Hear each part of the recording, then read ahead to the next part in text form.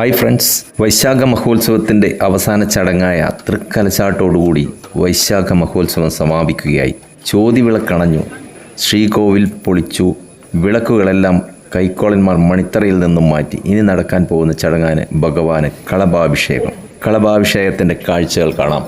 കലശമണ്ഡപത്തിൽ തയ്യാറാക്കി പൂജിച്ചു വെച്ച കലശങ്ങൾ ആചാര്യന്മാരുടെ നേതൃത്വത്തിൽ മണിത്തറയിൽ പ്രവേശനം അനുവദിച്ചിരിക്കുന്ന മുഴുവൻ ബ്രാഹ്മണരും ചേർന്ന് കലശമണ്ഡപത്തിലേക്ക് പോകുന്ന ദൃശ്യമാണ് നിങ്ങൾ കണ്ടുകൊണ്ടിരിക്കുന്നത്.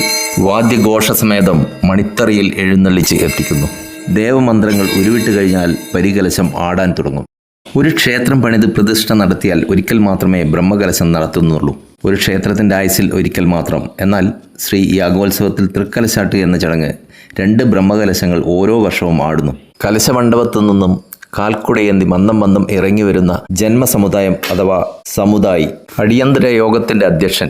ഇദ്ദേഹത്തിന് പിന്നിലായി കലശമണ്ഡപത്തിൽ തയ്യാറാക്കി പൂജിച്ചു വെച്ച കലശങ്ങൾ ആചാര്യന്മാരുടെ നേതൃത്വത്തിൽ മണിത്തറയിലേക്ക് കൊണ്ടുപോകുന്ന ദൃശ്യമാണ് നമ്മൾ ഈ കണ്ടുകൊണ്ടിരിക്കുന്നത്. കൂടെ മണിത്തറയിൽ പ്രവേശനം അനുവദിച്ചിരിക്കുന്ന മുഴുവൻ ബ്രാഹ്മണരും ചേർന്ന് വാദ്യഘോഷസഹിതമാണ് മണിത്തറയിലേക്ക് കലശമണ്ഡപത്തു നിന്നും എഴുന്നള്ളിക്കുന്നത്.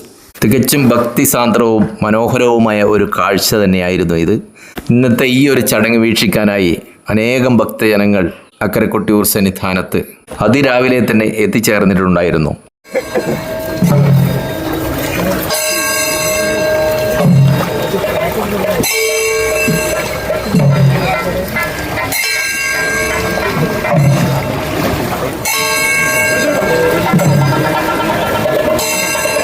കൂടാതെ പ്രമുഖരായ പലരും ക്ഷേത്ര സന്നിധാനത്ത് ഈ സമയം ഉണ്ടായിരുന്നു. കേരളത്തിൻ്റെ ആത്മീയ പാരമ്പര്യത്തിൽ എന്നും ഒളിമങ്ങാതെ നിൽക്കുന്ന ഇടമാണ് കൊട്ടിയൂർ ക്ഷേത്ര സങ്കേതം.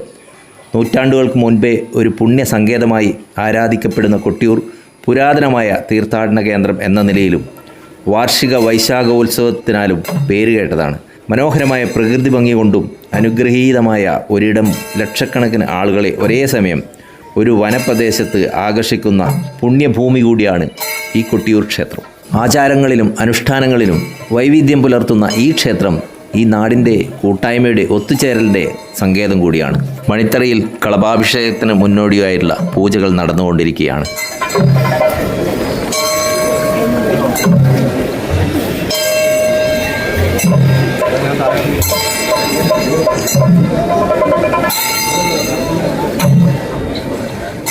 ആയിരക്കണക്കിന് ഭക്തരാണ് തൊഴുകൈകളോടെ പ്രാർത്ഥനയോടെ ഈ ഒരു ചടങ്ങ് വീക്ഷിച്ചു കൊണ്ടിരിക്കുന്നത്.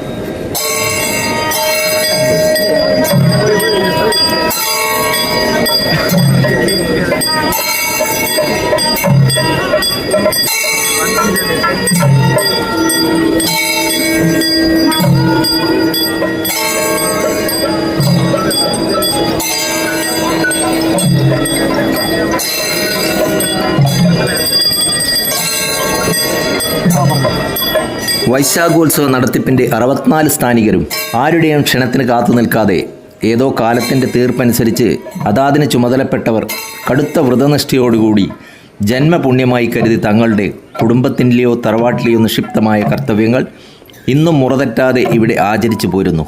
ഈ നാട് മുഴുവൻ പെരുമാളുടെ ഉത്സവത്തിൻ്റെ ഭാഗമാകുന്നത് അല്ലെങ്കിൽ അതിനുവേണ്ടി ഒരുങ്ങി നിൽക്കുന്നതായിട്ടാണ് രീതി. കാലോചിതമായ മാറ്റങ്ങൾ സംഭവിച്ചപ്പോഴും ഇവിടുത്തെ ആചാരാനുഷ്ഠാനങ്ങളിൽ കർമ്മങ്ങളിലും യാതൊരു മാറ്റവും ഒരു സ്ഥാനികരും ആഗ്രഹിക്കുന്നില്ല എന്നതാണ് സത്യം. തങ്ങളുടെ അസ്തിത്വം കൊട്ടിയൂർ പെരുമാളിൻ്റെ വൈശാഖോത്സവ അടിയന്തരം അതേ തനിമയിലും അനുഷ്ഠാനപരമായ രീതിയിലും നിർവഹിക്കുന്നതിലും ആണ് എല്ലാവരും താല്പര്യപ്പെടുന്നത്. മണിത്തറയിൽ കളഭാഭിഷേകം തുടങ്ങിക്കഴിഞ്ഞു.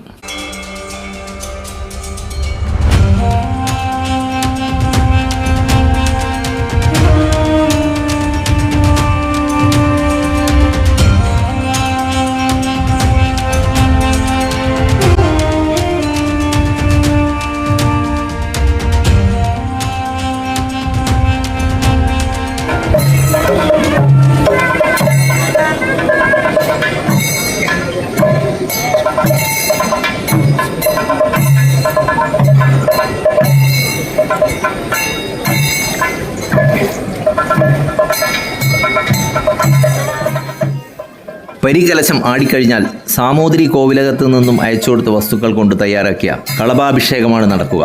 ഭക്തിസാന്ദ്രമായ ചടങ്ങാണ് കളഭാഭിഷേകം. കളഭാഭിഷേകം നടന്നതിന് ശേഷം അത് ഭക്തർക്ക് പ്രസാദമായി നൽകുന്നു. എന്നാൽ പരികലശം ആടിയ ജലം പ്രസാദമായി നൽകാറില്ല.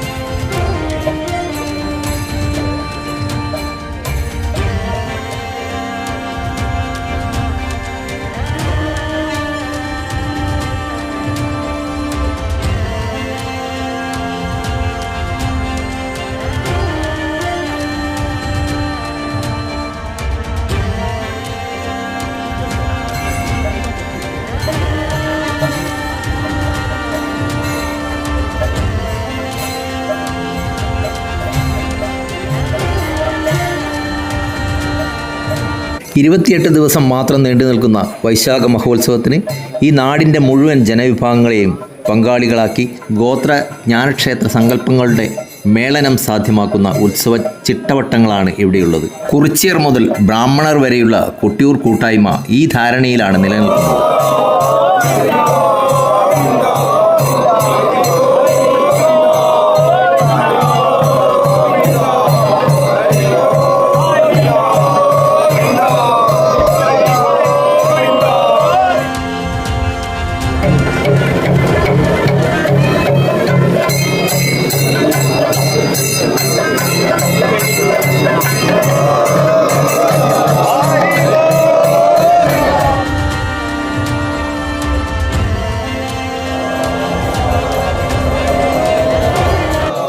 കളഭാഭിഷേകം എന്ന അതിമനോഹരവും ഭക്തിനിർഭരവുമായ കാഴ്ചയാണ് നിങ്ങൾ കണ്ടുകൊണ്ടിരിക്കുന്നത്.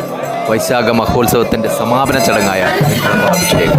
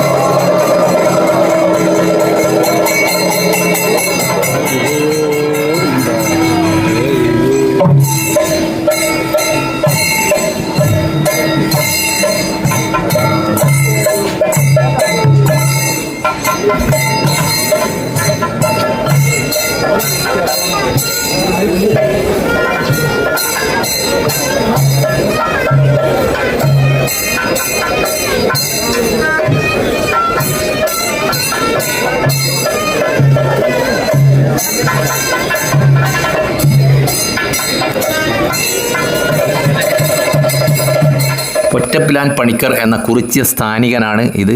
ഇദ്ദേഹത്തിൻ്റെ നേതൃത്വത്തിൽ നടക്കുന്ന ദൈവത്തെ കാണൽ ചടങ്ങോടുകൂടിയാണ് വൈശാഖ മഹോത്സവം ആരംഭിക്കുന്നത്.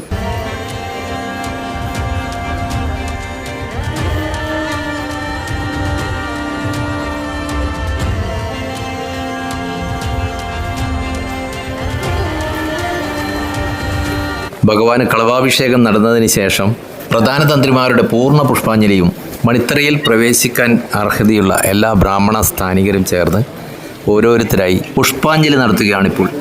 അതിനുശേഷം ഭഗവാന് അഭിഷേകം ചെയ്ത അഭിഷേകജലം, അതായത് കളഭം, കളഭജലം എല്ലാവർക്കും പ്രസാദമായി നൽകുന്നു.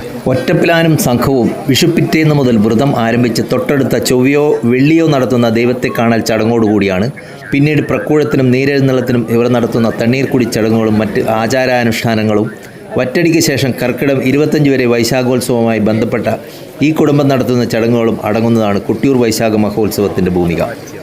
മുഴുവൻ ബ്രാഹ്മണരുടെയും പുഷ്പാഭിഷേകം തന്നെ കുറേ സമയം നീണ്ടു നിൽക്കുന്ന ഒരു ചടങ്ങാണ്. അതിനുശേഷമാണ് കളഭം പ്രസാദമായി നൽകുന്നത്. അതിനുവേണ്ടി ഭക്തജനങ്ങളെല്ലാം കാത്തിരിക്കുകയാണ്. ഈ ഒരു ചടങ്ങിന് ശേഷമാണ് തിടപ്പള്ളിയിൽ കുടിവതികൾക്കായുള്ള തണ്ടുമ്മലൂണ് എന്ന ചടങ്ങ് നടക്കുക.